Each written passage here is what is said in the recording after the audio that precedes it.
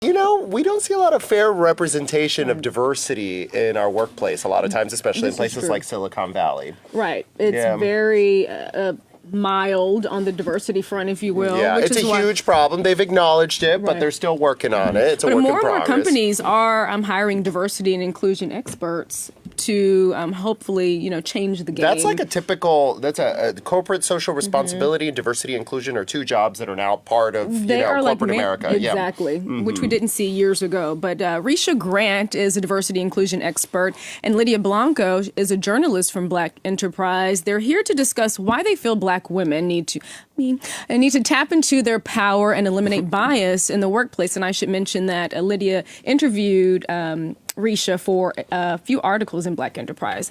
So tell us, Risha, what kind of prompted you to even be interested in diversity and inclusion? Well, I live in Oklahoma, first and foremost. That's one.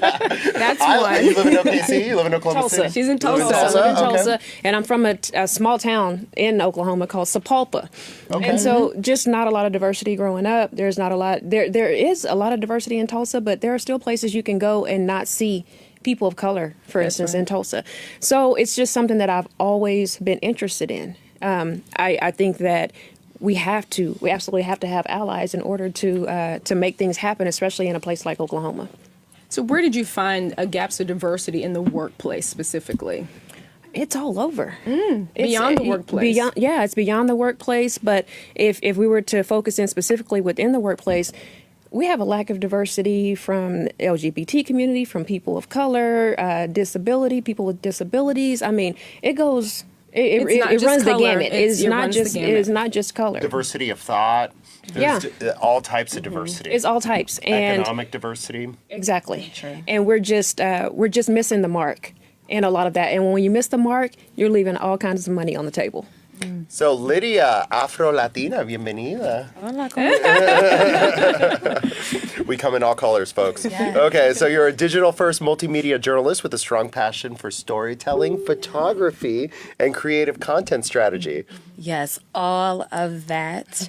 I love Makes you journalism. smile, huh? It makes you smile very widely. And, when I was introduced to Risha by my manager, I had to jump on the opportunity to speak with her about diversity in the workplace.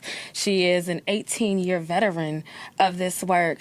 And there was a really interesting study that came out in November of last year that Black Enterprise reported on, and it was from leanin.org. And they reported that Black women are far less likely to receive the help that they need organizationally in a company to move up and, of course, to be a part of the C-suite, So that information and that research was extremely critical for us to report on, especially as we focus on career women in entrepreneurship and business.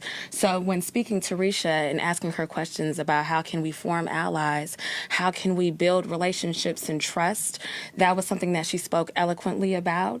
And it was something that really resonated with our audience, who are aspirational women, men, of course, who use the information, and others who want to know how they can partner with people of color to be allies. And part of the conversation, too, in your introduction to one another started with a Facebook post. Can you tell us about that? Yes, I would love to talk Power about of social that. media. Exactly. What happened is in August of 2018, I was doing research for another project. And being a Black woman my entire life, I felt like I knew the things that Black people find offensive, find frustrating, find annoying with other races. So I wanted to make sure that I had a balanced story. So I asked my white friends, what do Black people do that irritate you? It blew up. Wow. It blew up. And I knew that my white friends would tell me because I feel that I've built authentic relationships. And they did. Then Black Enterprise came along and said... So you found her through the post?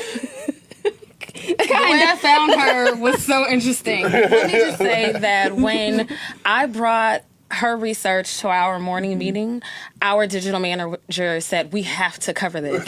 And everyone stood back and was like, who's going to touch it? It's not going to be me. It's not going to be me. But That's a hot But it's potato. a conversation that it's kind of like the white elephant in the room. You know, no pun intended there, but sometimes social media conversations don't make it to digital platforms or to Black Enterprise, for example, or to major media outlets where we can have those conversations. Frankly, I was surprised at what happened with it, because it blew up on my social media with my friends responding and all of that, and of course, non-white people gave me their response. But when Black Enterprise printed it, there was a section of mostly Black people that were really upset. They were, and I'm saying really upset to be nice. They were over the Furious. top. Yeah, and so I People spent. are no holds bar online. Oh my gosh! Yeah. Oh my gosh! There's like a different code of ethics it was for simply, behavior yes, online. but it was simply research, and what it did for me is it had me really think about how much are we as people of color driving or hindering talks about diversity in the workplace, because they were upset at the mere understanding of me wanting to ask white people what they found irritating. Lindsay, I'm going to let you ask this. Okay, well, and I was going to ask, so what's one of the things... Not touching that one. What's one of the things people who are not of color hate, or I would say don't find, they don't like about people of color? I don't want to use the hate word, but in your research, what were they posting? They had everything from, I would love to join certain organizations, but if they have the word Black in them, I feel uncomfortable joining them. Okay. So Black Nurses Association, Black Journalists, what have you. Because they find that's a great networking opportunity, but just that one word could silo them. Well, it makes them feel like they're not invited. Okay. And what I was trying to get across with that is you wouldn't have those organizations if people of color felt like they belonged to the regular organizations. And so But that's an important conversation to have. it is. It's a very important conversation to have. I'm part of the National Association of Hispanic Journalists, and we do a dual conference with NABJ all the time. And you'd be surprised, Yes, I two do. people, two groups of color, coming together, and they're still, like, are we supposed to be here? I mean, I guess But we it's do, but human. National Association of Black Journalists, we do welcome people who are non-color. And you if also will. do things with excellence in journalism. Exactly. And, But I and- understand and where that every could organization. possibly Right. deter people. Now, be from wanting careful to what join. you say, because they might get you on social media for understanding We're that. not afraid. You know, while No, but and then there was stuff that was inclusion. completely stupid, like Black people don't use crosswalks. And really. Okay. I feel like go I don't figure. use crosswalks either. well, and a lot of white people stepped up and said, "No, I don't use crosswalks." But what was interesting to me is there are a lot of things that we make about race that have nothing to do with race. It has to do with personality. Of course. So there were. Can you remember? There were several of things. There were several I want things. to be friends with. Say there's a new Black person at work, and I want to be friends. She makes a beeline for the other Black people. Yes. And so when I come in and try to start a conversation, it's like the Black people have their own little conversation, and I can't be a part of that. Or if I want to go to lunch, there. And I thought there were some valid things, and there were some things that were absolutely racist, and some things that were absolutely stupid.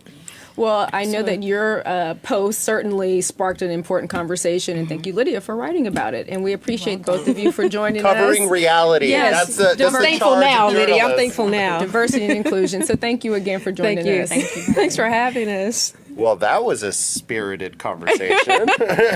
More of those on Bold.